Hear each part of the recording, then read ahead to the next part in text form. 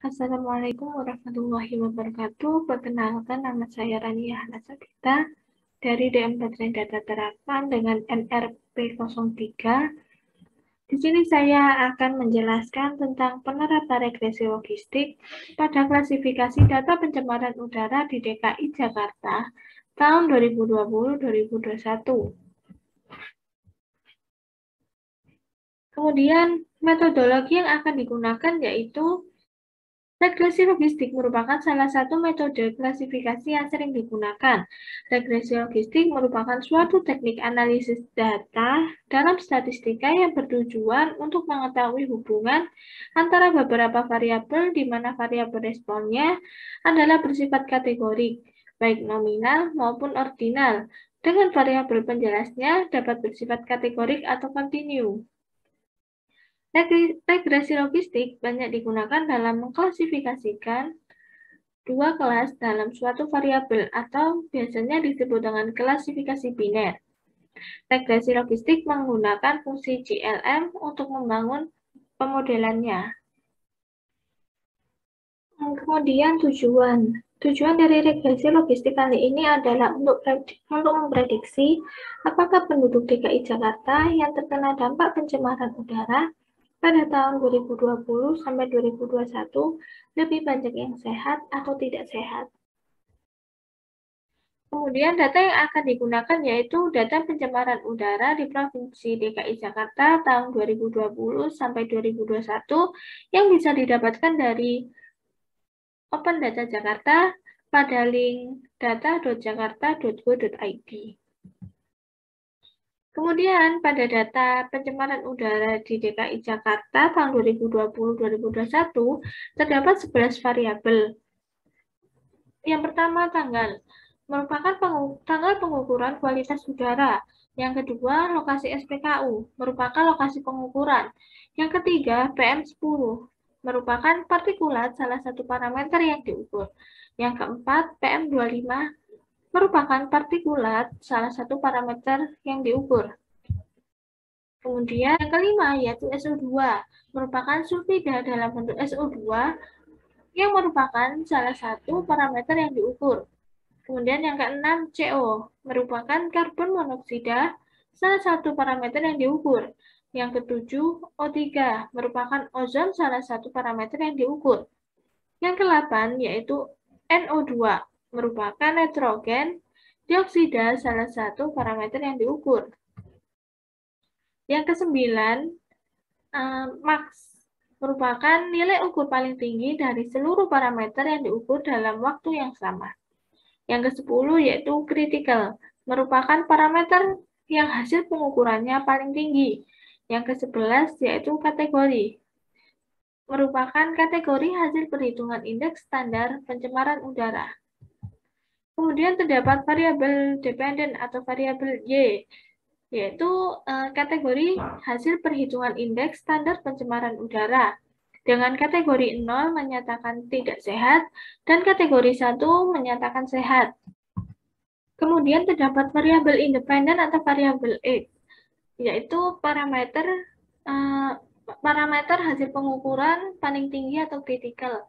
Dengan kategori 0 menyatakan PM10, kategori 1 menyatakan O3, kategori 2 untuk menyatakan PM25, kategori 3 untuk menyatakan CO, dan kategori 4 untuk menyatakan SO2.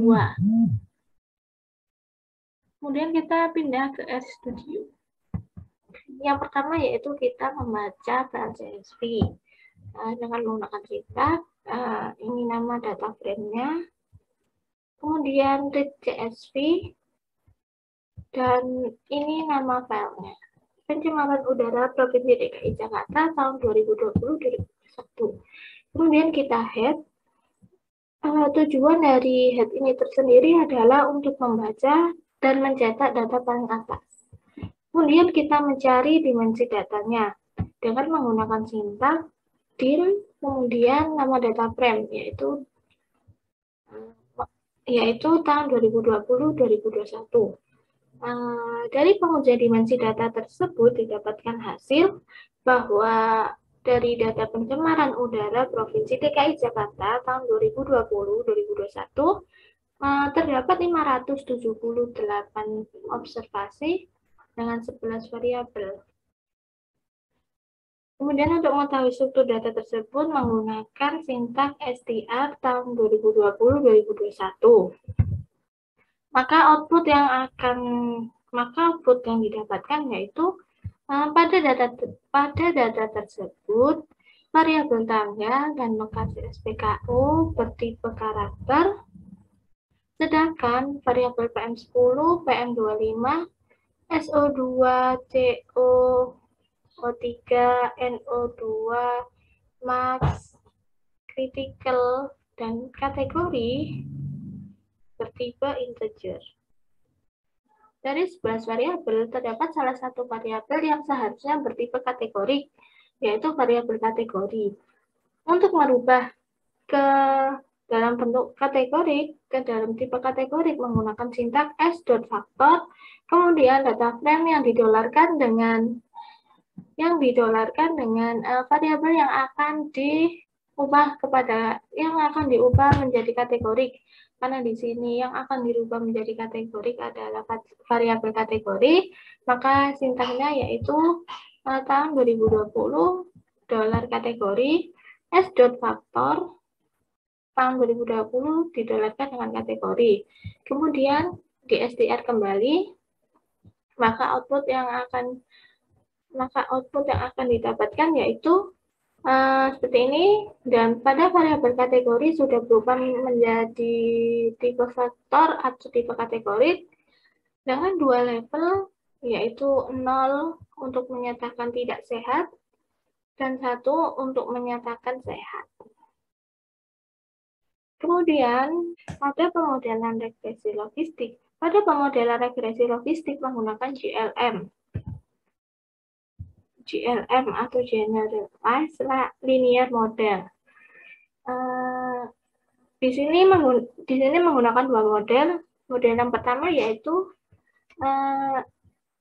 model A, GLM, kategori ini merupakan variabel Y, dan ini merupakan variabel bebas. Variabel bebas pada model pertama yang digunakan yaitu critical, PM10, PM25, SO2, CO, O3, dan NO2. Kemudian data yang digunakan yaitu data frame tahun 2020-2021 dengan family binomial. Kemudian kita summary, maka output yang akan dihasilkan yaitu seperti ini. Dari pemodelan pertama masih ditemukan variabel yang belum signifikan terhadap model, yaitu variabel NO2. Maka variabel NO2 ini perlu dihilangkan dan tidak diikutkan pada variabel bebas di pemodelan kedua. Maka pemodelan kedua, variabel bebas yang akan digunakan yaitu hanya critical, PM10, PM25, SO2, CO, dan O3. Kemudian kita summary lagi. Maka output yang akan dihasilkan seperti ini. Dari output tersebut, variabel critical, PM10, PM25, SO2, CO, dan O3 ini sudah signifikan secara parsial mempengaruhi respon kategori pada taraf nyata 5%.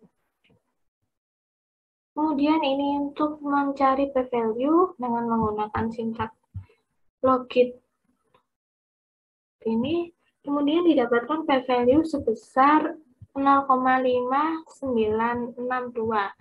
Di sini mengartikan bahwa pemodelan tersebut sudah signifikan karena p-value lebih dari 0,05.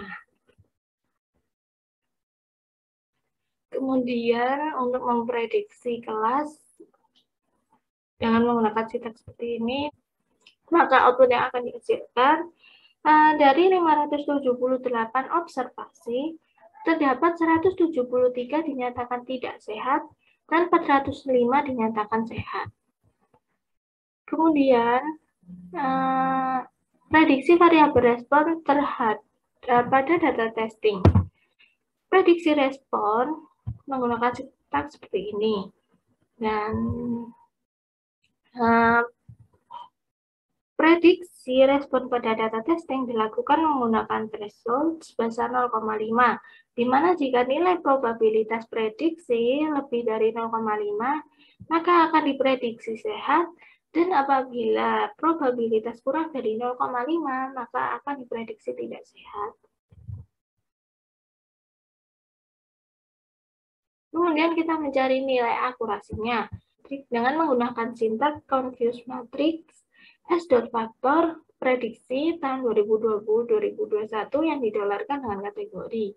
Maka output yang akan dihasilkan yaitu confuse matrix yang meleset cukup kecil, yaitu 30 untuk false positif dan 33 untuk false negatif. Dengan nilai akurasi 89,1%. Ini menyatakan bahwa hasil klasifikasi dengan regresi logistik pada data ini cukup baik. Kemudian visualisasi data. Di sini yang pertama menggunakan pie chart. Di sini yang warna merah menyatakan tidak sehat, ini sebesar 173, dan yang hijau ini menyatakan sehat sebesar 405.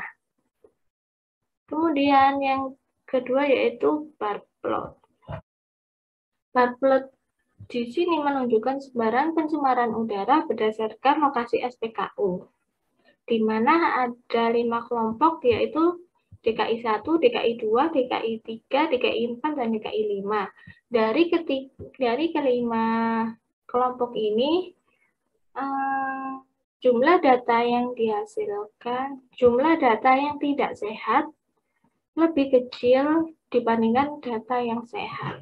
Dari pengujian regresi logistik pada data ini dapat disimpulkan bahwa penduduk DKI Jakarta yang terkena dampak pencemaran udara pada tahun 2020-2021 diprediksi banyak yang dinyatakan sehat. Mungkin itu yang bisa saya sampaikan, kurang lebihnya saya mohon maaf. Wassalamualaikum warahmatullahi wabarakatuh.